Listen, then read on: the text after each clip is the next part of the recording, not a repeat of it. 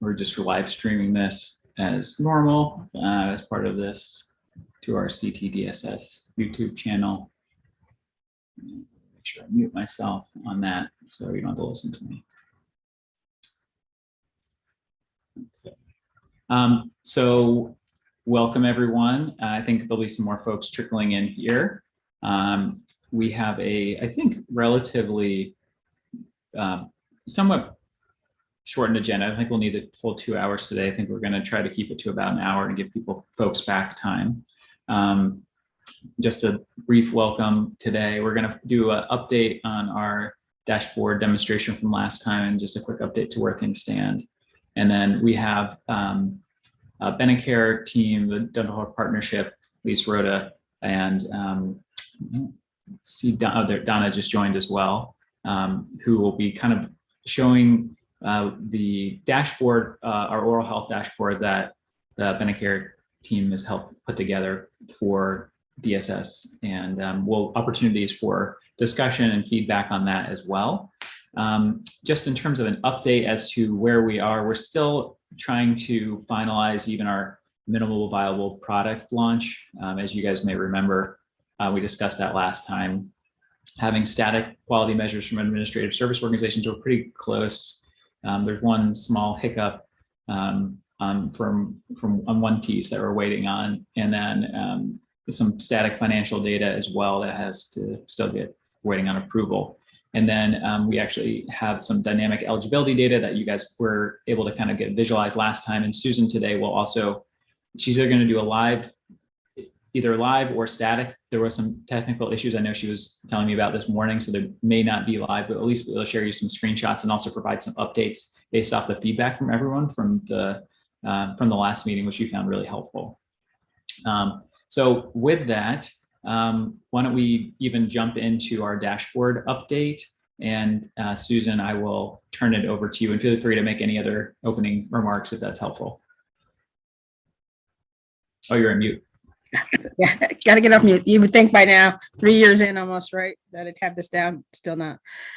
So it's nice to see everyone, and thank you for joining us today. As Brett indicated, particularly wanted to give you some updates on where things are with the public facing kind of enterprise dash, as we're calling it. Thank you so very much for all the feedback at the last session. We have absolutely taken those in and have tried to think about how we can enhance the dashboard and answer some of the questions that folks had.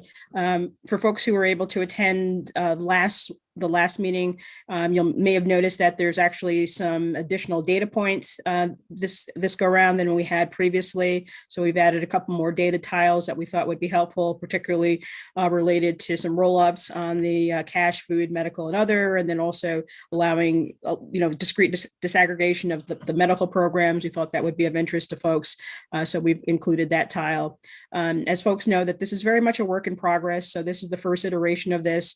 We intend to include data points across our enterprise, so we would expect to be including information related to applications, for example, and information related to some of our community services, more detailed information about social work and so on. So this is just our initial foray in this, and again, to put in a more interactive format, the people serve report that folks I'm sure have utilized and seen, which I think is like in excess of 500 pages.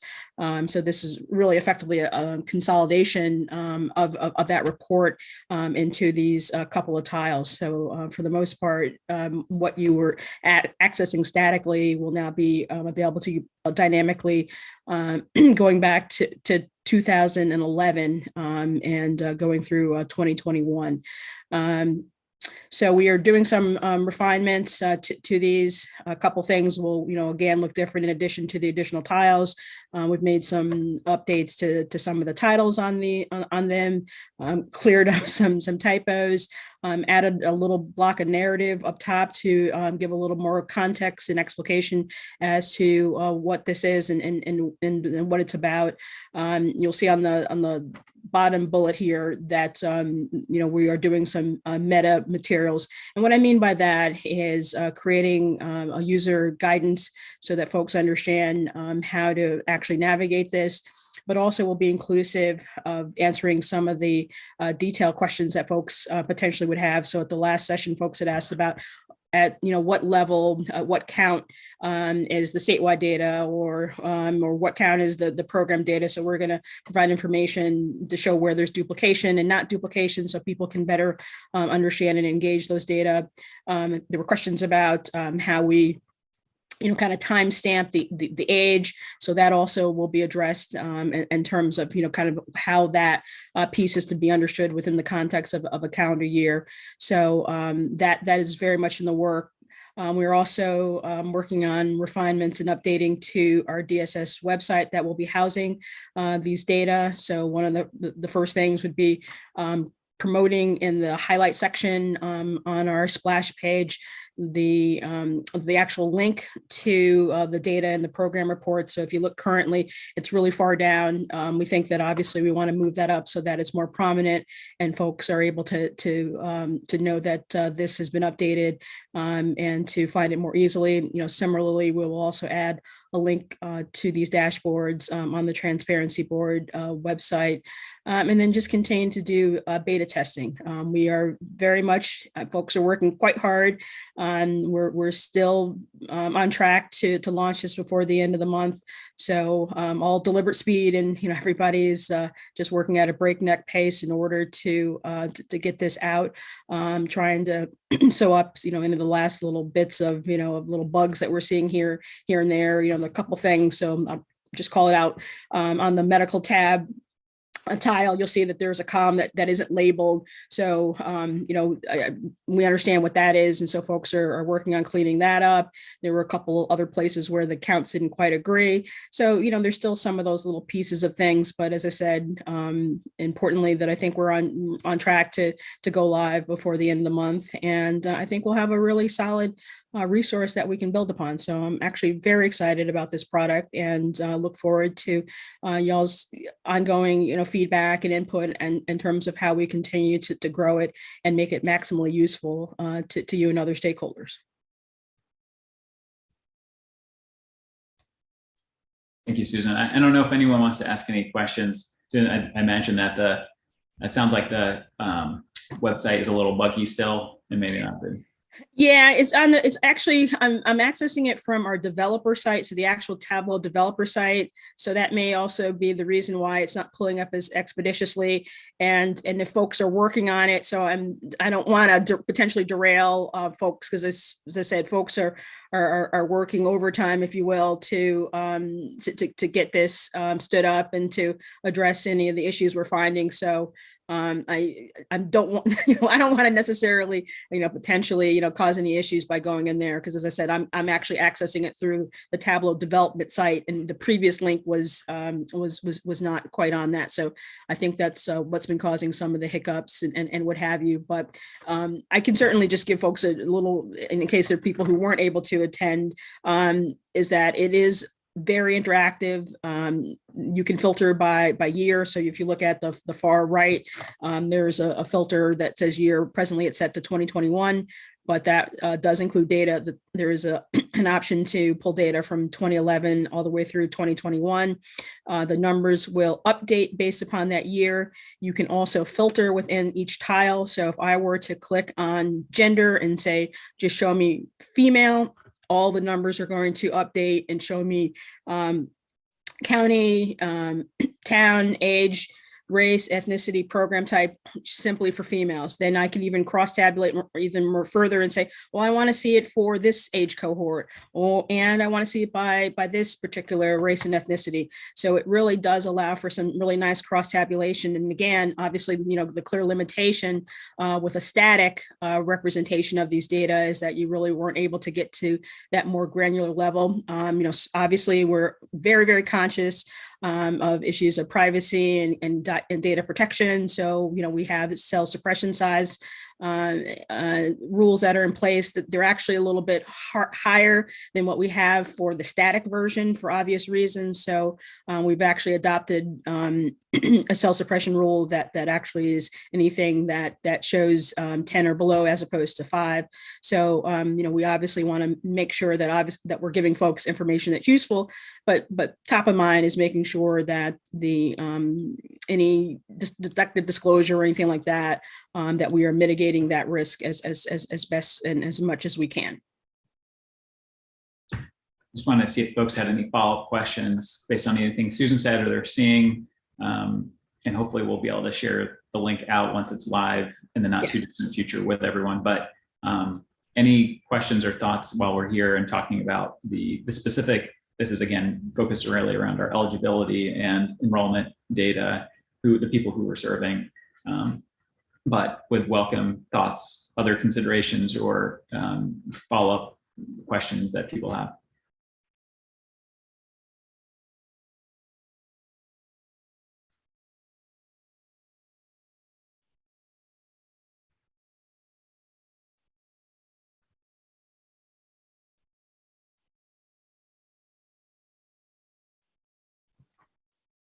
I don't have a question. I just, this is really interesting. I mean, fascinating to be able to think that you could, like say in my area, you could drill down on the elderly population who's being served, where they are. It's really exciting. So appreciate the effort that's going in. I know you're trying to get this done, and so really appreciate the update. So thank you so much. I'm really excited about it too.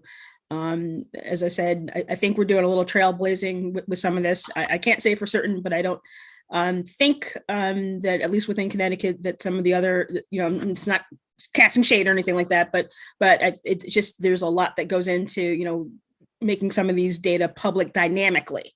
And so all the back end work that's had to go into this and the firewall setting up and all that kind of stuff. So I hope that this will be a good kind of use case and a good test for others. And we're happy to obviously speak with folks about kind of what went into this and some of those, caveats and, things that if I had known then I wouldn't have done differently kind of things. But we're really excited about it. And I just think that this is going to be a tremendously helpful resource to all of us. I think internal to the department, when we get data questions and if there are things where we can self-serve, and also, folks who also have some questions of their own. As I kind of talked about this, I really see this as part of our continuum related to kind of data democratization and kind of, you have different levels and you have people who are at different places and different interests, different experiences and different comfort levels. And so, we're going to continue to have those static reports that we produce, for the legislature and for others.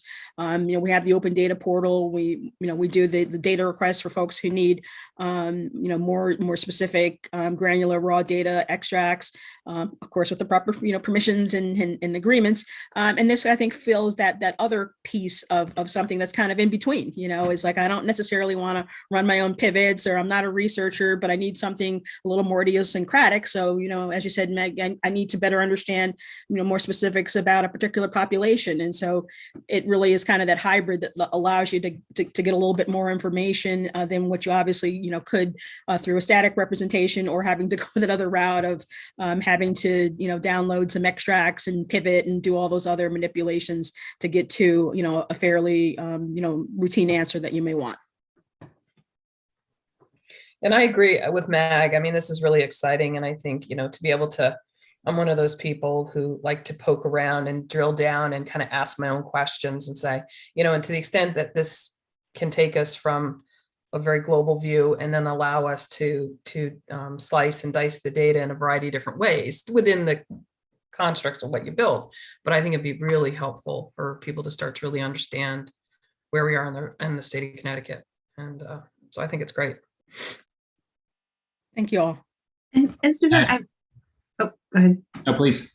I wasn't able to be at the last meeting, so I may be a step behind, but is this the page that we're seeing on mock-up of is the main page that's going to go out now, or some of the other measures on additional pages? This is mostly about enrollment right now, which is great, but I'm just curious the status of sort of future measures, or whether there's more that's coming out with this one.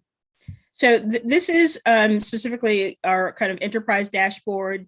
And that this will eventually have additional measures, but this, at least for the initial rollout, will be confined to the tiles for the most part that you're seeing presently. In terms of the transparency piece, as Brad indicated, we are working to do more of a static representation that is specific to the transparency. I see obviously there's some interrelationship between the two, undeniably, but we're kind of bifurcating it, so to speak, at this point. And so we're starting with those static quality measures directly from the ASO. So that's what we'll be publishing for the transparency piece of things, and obviously building that out. This work, I think, is going to be instrumental to how do we move some of that forward. Since that will be inclusive of data that we're not as familiar with and having to really get our sea legs with. And so starting with data that we're very expert with, very comfortable with, and putting that in this type of a format, I think is a great, it's kind of great trial and pilot for us to then translate that evolving expertise into the work that needs to happen on the transparency board measure presentation. Got it. And I see that is in front of us now, and I had just sort of not embedded it in my brain when you said it the first time. So no worries. One other question on the dynamic data. There's lots of acronyms there. Many folks know them well, and you talked a little bit about metamaterial, but just can you say again, if I was looking at this and I was looking at all those programs in the bottom left corner and I was like, well, what's Saga? Yep. Is that going to be linkable? Okay. Yeah, so the intention is to include that contextual information. So, abbreviations and that kind of stuff. So just pulling all that together so that folks can actively understand these data and, and any other limitations or other notes that we can think of that would be helpful. That's absolutely going to be a document, and those materials will absolutely be those things that we will very much look forward to scrutiny and other eyes to make sure we haven't missed something. Because, we get close and we think, oh, this makes perfect sense. And others will say, I have no idea what this means. So absolutely look forward to folks' feedback on that. But the intention, why I didn't just call it a guide and called it kind of meta materials was to be inclusive of the fact that there needs to be kind of a dictionary kind of component to this, as well as the navigation. So. Yep. And that actually relates exactly to my third question, which was just to understand kind of how formally outside of this group you'll get feedback. Will there be sort of tracking what's used? Will there just be sort of, if people are proactive and ask, or is there some plan for sort of engagement around sort of what's working and what's not working for different kinds of stakeholders? Yeah, I mean, I can't say that there's a formalized plan per se, and I think that can be certainly worked out.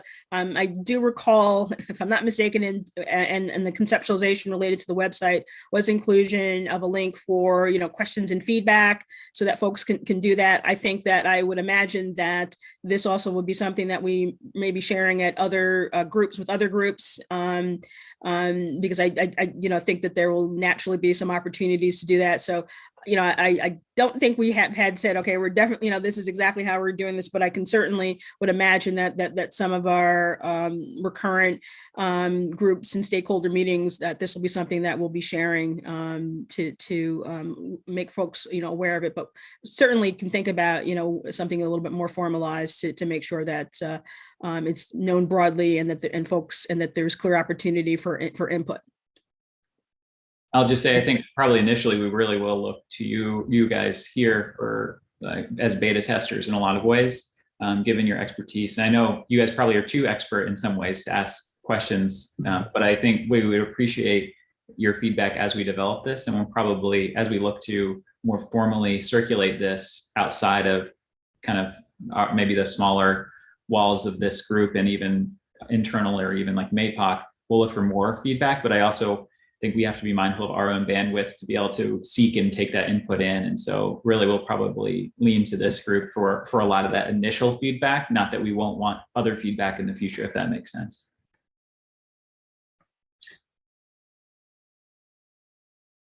And also, I really do want to commend Susan and also Krithika Kiba, who's not on, I think, at the moment, from what I can tell, but really for helping get even this to where we are. I think having gone from our transparency board report to actually getting something that we have is an immense effort and a lot of technical and time, and just very appreciative of the work that Susan and Krithika and their teams have put in to get this where it is. And I know we have a lot of work still to do, and I want to be very mindful that we keep that long-term goal in mind, but realizing we have a lot of, I think, maybe shorter intermediate steps we need to get to before we can even really address some of these other big picture items. I think we want to get something up that's publicly facing, but realize we have a lot of, it's a long-term work that we kind of, that aspirational report that we put out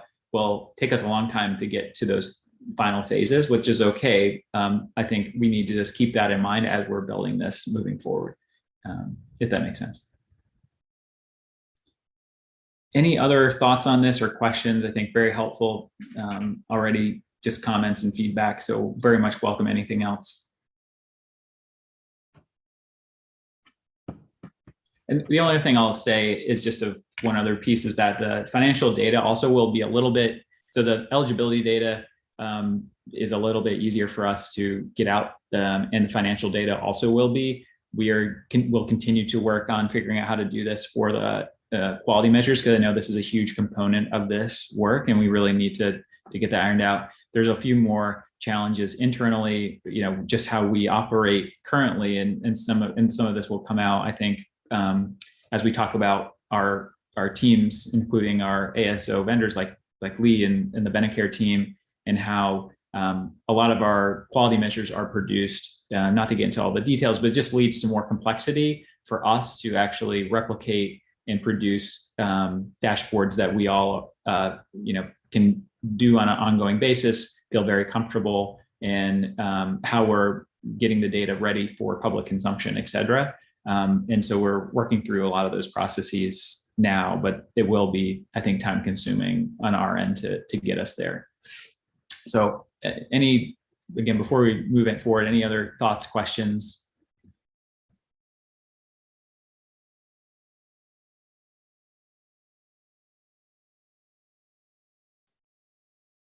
Seeing none, and we can always hop back. am going to, so first just want to thank Lee and also Donna, who I know is part of part of this group, but for being here and being willing to talk about it. And Lee's gonna is the president of Medicare, again, our dental health partnership component that does our oral health oversight and also plan management. And already is that we've discussed this before. We've invited our various partners, and so Lee's kindly agreed to join us on short notice to help review something that already exists that Medicare has helped put together in coordination with Donna Belaski, who's here, and the department. And so they'll be the first. We're going to have each of our kind of traditional healthcare ASOs, so dental, behavioral health, and medical, present out just for your own feedback as we're thinking about this and how we're going to develop our own dashboard. Any feedback, again, a high level overview of what they're doing. That's kind of the goal. And to take anything that you see that you're like, oh, this has to be part of this dashboard, that'd be great. Or, hey, if you're going to do this, maybe think about this differently. So really kind of through that lens is really this presentation. And so again, big thank you to both Lee and Donna for their willingness to be here. And I think, Lee, I'll pass it over. You should be able to share your screen. I will stop sharing and I will turn it over to you guys. Okay, thank you, Brad. All right.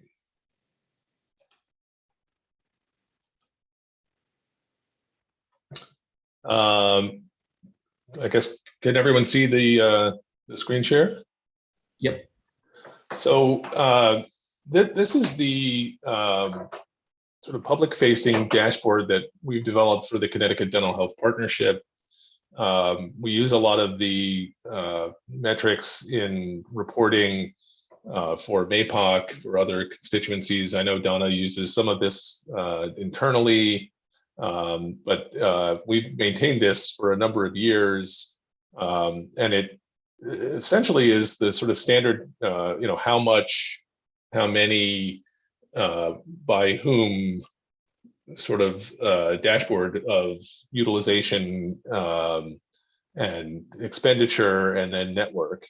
And I'll just run through this. And I think, Brad, I'd like to say thank you for inviting me, because seeing the draft of the Transparency Board dashboard is incredibly helpful to me and my team in aligning both over time in terms of calendar year versus other time frames that we would normally report on.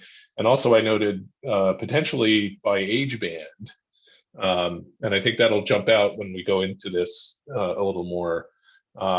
So there's very well established children's dental utilization metrics that are promulgated by CMS in the 416 report that include, any dental prevention and treatment services. And we've been, tracking this year over year. This covers the population under 21, which does not necessarily align with the 18 to 64 definition of adults I saw in the draft. But very easy for us to align this by that definition of age band, and also on a calendar year as opposed to the federal fiscal year in which it's normally reported by CMS. And so given that there's no analog to the CMS 416 for adults, we've essentially recreated that same reporting mechanism using the same definition of continuous eligibility and unduplicated utilization to calculate the rates for adults. And you can see the trends. And if you, Brad, I don't know if you shared the link to our public dashboard. I can. Not yet. We can do that afterwards. Right. I mean, you can hover over a given measure and see what the underlying detail is, and do that over time. And then I guess disconnect, we calculate the per member per month rate, expenditures for dental services for children and adults, again on the same under 21 over 20 basis. But that is a calendar year measure, so it doesn't explicitly align with the timeframes of utilization, but easy enough for us to align those measures on the calendar year basis again. And you can see the trends that have occurred over time since the Connecticut Dental Health Partnership started in 2008. And then our dashboard includes an access measure, the number of individual dentists over time measured at the end of the calendar year, and then the number of service locations or doorknobs also measured at the end of the calendar year, to give you a sense of the size of the available dental service venues and provider capacity. And related to that is geographic accessibility. And we measure that on the basis of one primary care dentist, meaning a general dentist or pediatric dentist. Those are the dentists who would comprise a dental home or primary care dentist as opposed to dental specialists. We have separate measures that are not displayed here for specialty services, but on a geographic accessibility basis, we have excellent access levels for the population measured against the entirety of the Husky Health membership. And this is a statewide metric at 96.6% of the population having access to one primary care dentist in 5 miles of their residence. Similarly, we measure through a secret shopper survey where a vendor contacts every dental office and surveys their appointment availability, the average wait time for a routine dental visit. And we've historically done that biannually, but are moving to doing it annually. So going forward, it would be fairly easy for us to continue to report this and on an annualized basis. And as you can imagine, the pandemic circumstances certainly increased wait times for dental appointments in the past couple of years. The next set of measures are really statistics related to our obligations to conduct informing, awareness, outreach, and then care coordination. We do that through a variety of different mechanisms. We distribute materials to community organizations that can be a force multiplier for the importance of oral health message.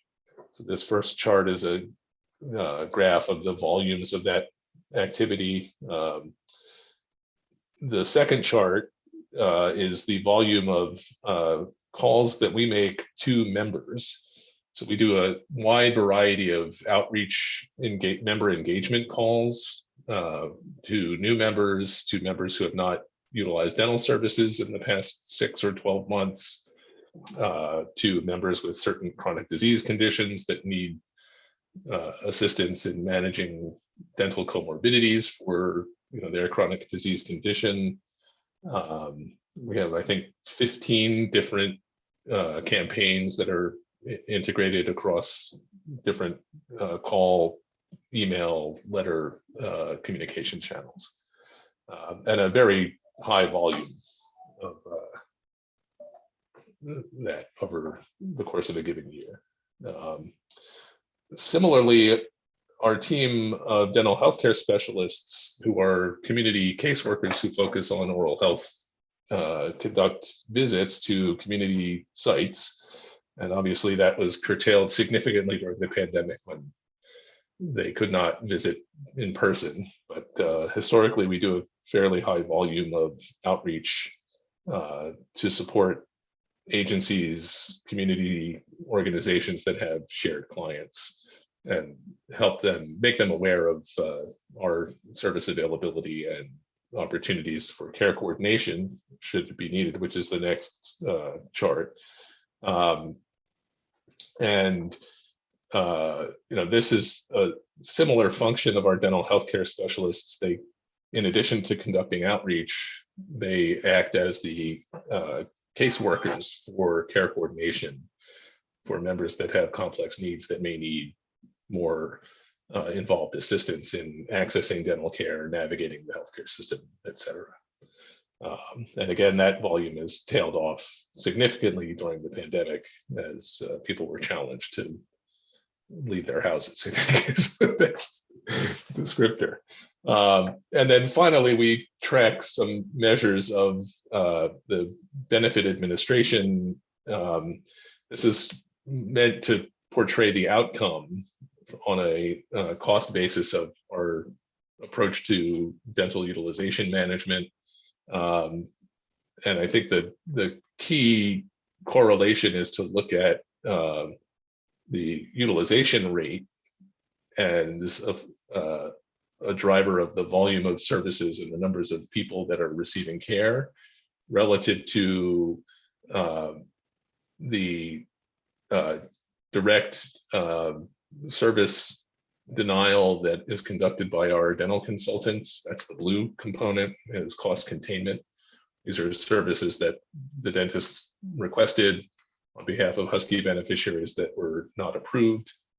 And you can see that has gone down to a relatively small dollar volume. And then the cost avoidance component is a calculation of what the expenditures would have been if the service mix had tracked at the historic cost. And the premise that I think Dr. Belaski and we have endorsed and tried to support is that if you can make the population healthier, eliminate disease burden in the population, acculturate the membership to routine preventive dental care, you can avoid the onset of dental disease and the attendant high cost of treatment services. So again, treatment is much more expensive than prevention. And this is a measure of, we think, success in avoiding the high cost of treatment services. So that is the entirety of our public facing dashboard. We do also maintain voluminous data that we use to keep track of our operational key performance indicators, and that could be made available if it's of interest as well. Thank you, Lee. Super helpful. And Brad, did you want me to touch on the health equity work that our team has done? I think that would be really helpful. That's definitely a big focus of the transparency work. And I know it's a big work that you guys already put out a large report to MAPOC recently on it. So maybe just touch on it. So if you go to ctdhp.org, that is the Connecticut Dental Health Partnership website, we have a link to our health equity report. This was completed by Wilden Maldonado, our health equity officer, in coordination with a group of consultants from Yale and other community organizations. And I'm not going to dive into any of the detail, but it's a very extensive view of non-utilization by race, ethnicity, and geography across the entirety of the Husky Health member population, that allowed us to gain some significant insight into where health disparities exist across race, ethnicity, and what we've determined is that the highest opportunities to improve or eliminate health disparities lie in about 25 cities and towns across Connecticut that share similar demographic, socioeconomic factors, aligned with the 5 Connecticut's and other poverty and indicators. And we have an action plan that is designed to address the specific disparities and barriers, social determinants of health in each of those cities and towns. So I would invite you to please read this, and more than happy to excerpt components of this as it is and as it is updated into the future. This is not going to be a static document. We intend to continue to maintain this annually on an ongoing basis. Thanks, Lee. And I think you had a question or your hands up, so just wanted to get you to jump in.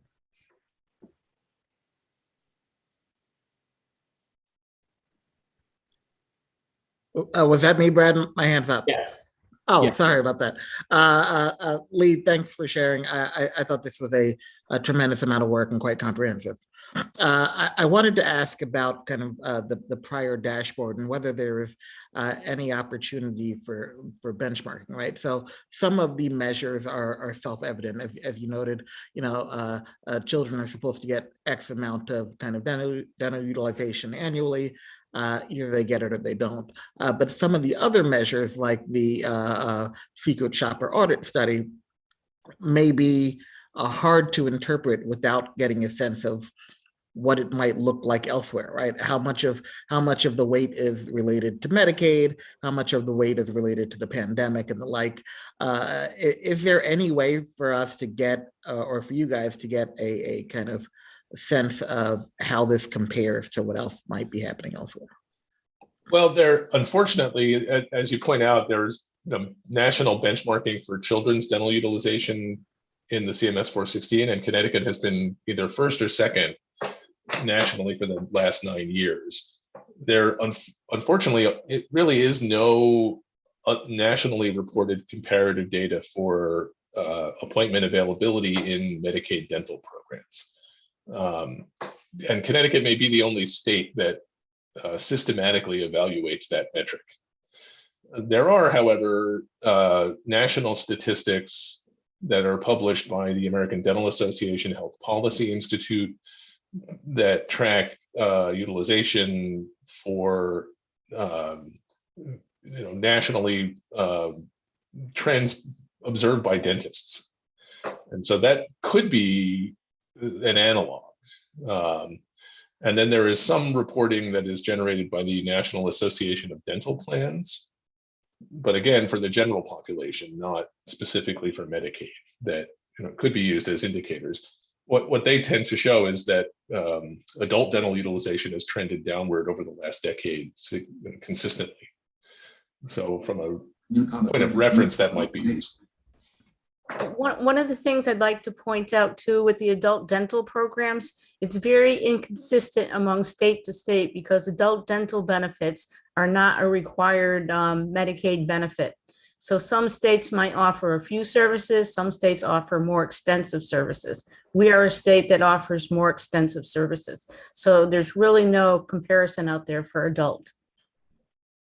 And Donna, similarly for the geographic access, most other states are managed care run Medicaid programs, and their dental network adequacy is measured on a plan by plan basis, not on a statewide aggregate basis. Yes, that's correct. So I guess at a kind of higher level, is there any real mechanism to figure out whether these numbers are good or bad? I think some of the national studies that have been done, and there was one recently released that talks about Connecticut ranking the highest with oral health in the nation. And they look at a lot of different things, and they look at commercial and Medicaid. The closest thing we have to comparing anything for state to state is the CMS 416, which I think was good probably, I don't know, Lee, maybe 10 years ago.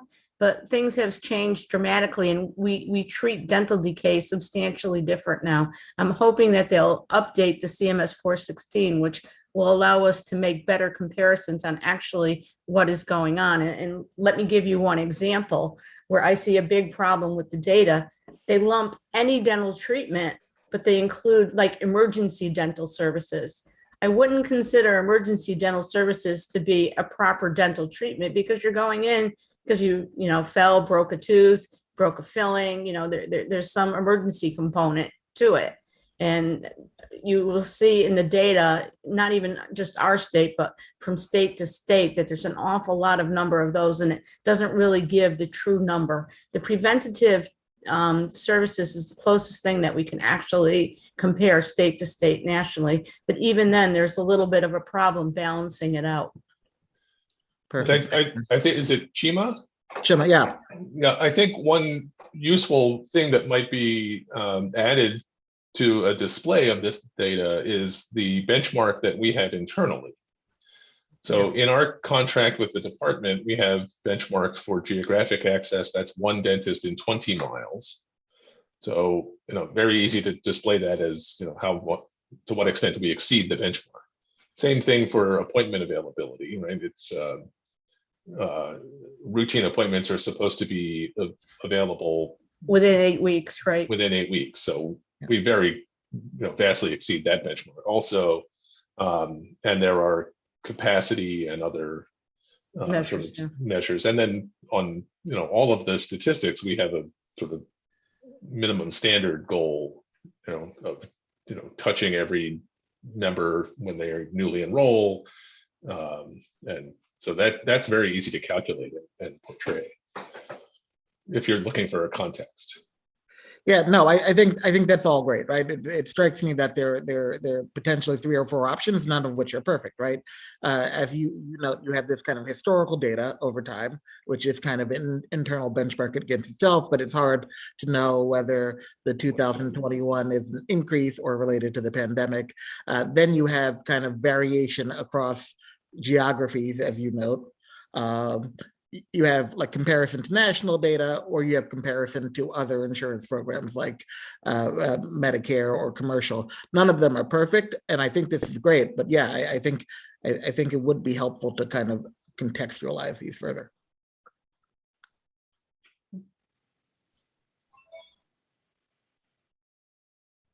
Anyway, thanks for the response. Thanks for the questions as well.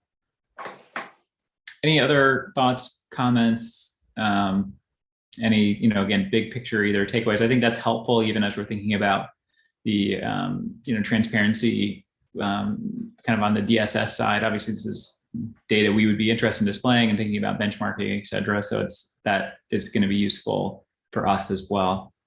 So appreciate that.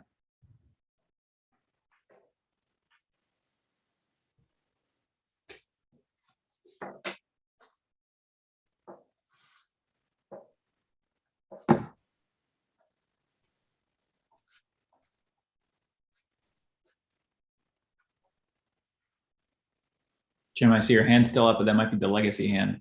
I will lower it for you. I got you. Apologize. Thank you. No worries. I just wanted to make sure if you had anything else. Again, any other questions, thoughts? And also, is hearing about what I think one question, not for Lee and Donna, because I would say Susan and probably me, we invited them to present.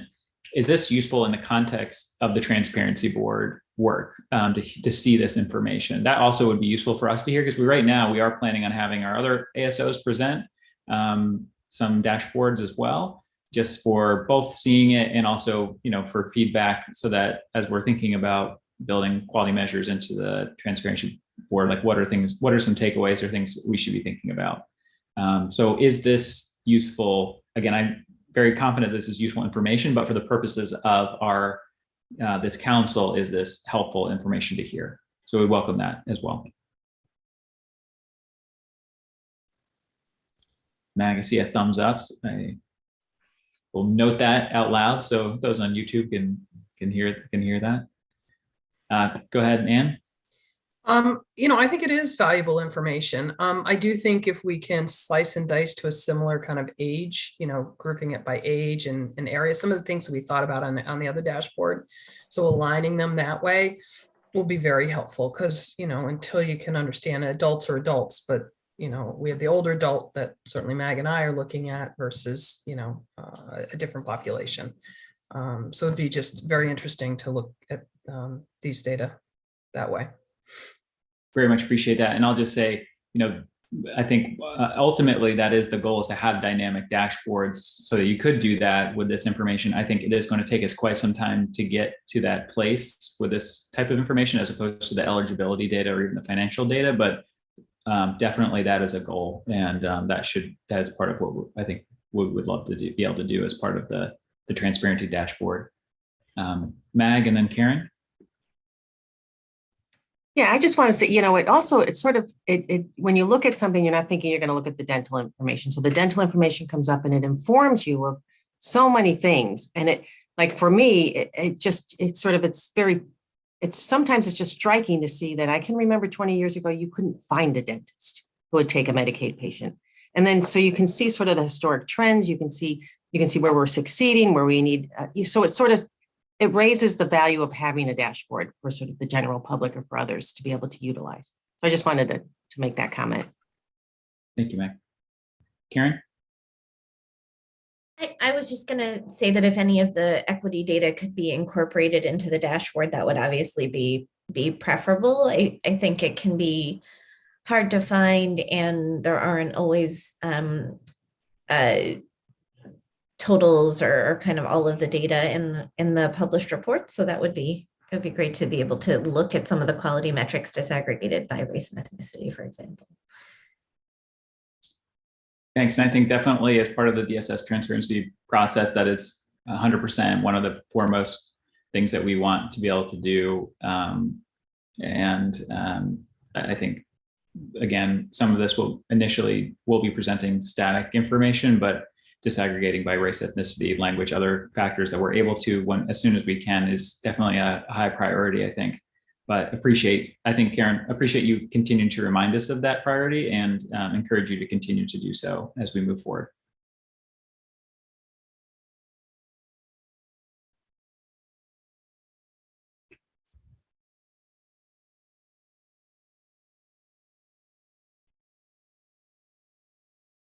All right, well, not seeing any other ones, just want to, again, thank you, Lee, and also Donna, for willingness to come and kind of walk through this with us. I sent out the link to this already, so folks should have that if they're interested in looking at this. And if they have any other questions, feel free to let us know afterwards, or comments. Welcome to hear those. And I will go your screen back.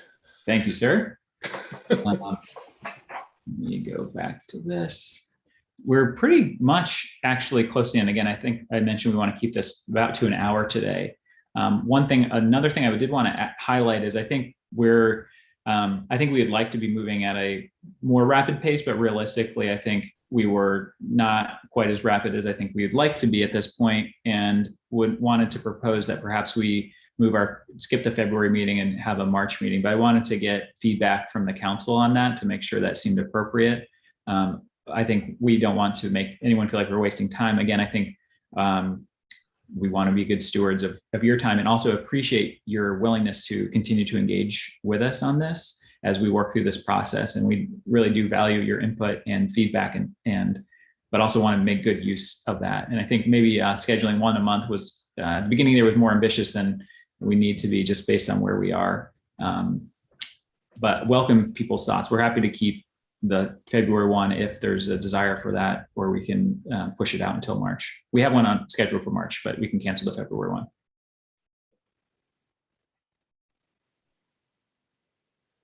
See some little head nodding, thumbs up there. Any concerns at all? I see another thumbs up.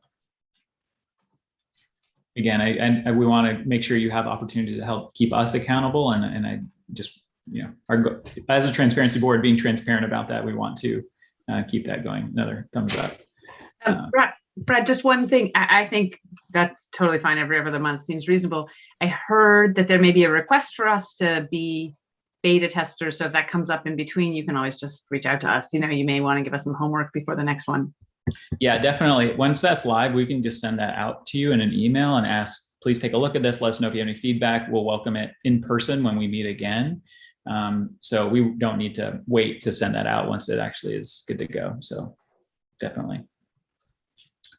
But again, I think appreciate the opportunity to at least discuss where we are in some of this. And I think it's helpful to keep, just being able to present where we stand, even if it's, I think maybe not as far as we'd hope to be, but at least we are hopefully having something we can stand up and display, even if it's limited to our more eligibility and membership programs at this point in time. That having something that's dynamic would, I think, be a good step.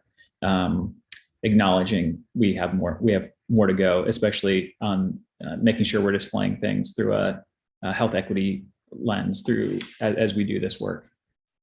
Just of note, we are following up. We had a meeting with David Mancuso from Washington State about their transparency or their data dashboard work.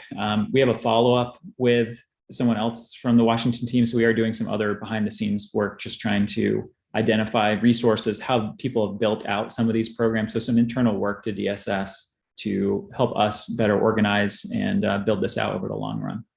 So we will continue to work on that. And we'll let you know if there's anything of note from those conversations. I think that's coming up either next week or the week after, Susan, if I'm not mistaken. Okay, with that, any final comments, recommendations, thoughts? Just want to open up the floor before we close.